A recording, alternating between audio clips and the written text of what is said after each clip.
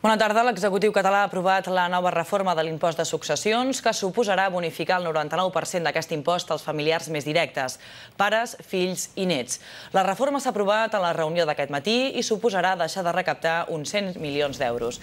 Artur Mas ha justificat la modificació per acabar amb la discriminació respecte a altres territoris com el País Valencià i la Comunitat de Madrid. A l'espera que es faci el tràmit parlamentari amb aquesta reforma, Mas compleix un dels seus punts del programa electoral i un dels objectius que s'havia plantejat el nou govern, que era recuperar capital català que marxava fora pels avantatges que obtenien amb aquest impost. Hi ha un compromís molt clar, en aquest cas d'una formació política, que és Convergència i Unió, que va accedir al govern, que va dir que eliminaria l'impost de successions amb caràcter immediat. Ho fem amb efectes 1 de gener del 2011, amb una bonificació del 99%, és la més alta que hi ha a l'estat espanyol.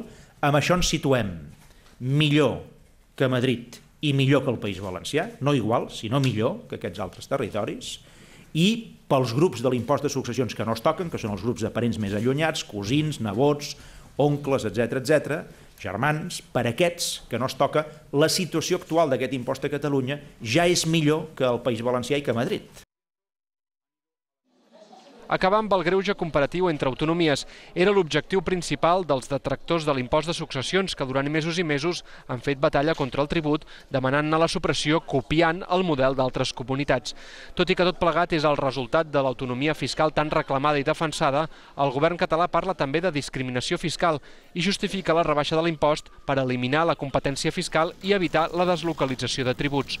Per fer-ho, es rebaixa l'impost al màxim possible, de manera que a la parella, els fills o els pares que rebin alguna herència se'ls aplicarà una bonificació del 99% sobre la quota que s'ha de pagar pel tribut, equiparant-se així amb el que passa a comunitats com Madrid o el País Valencià, on també hi ha bonificacions com aquesta.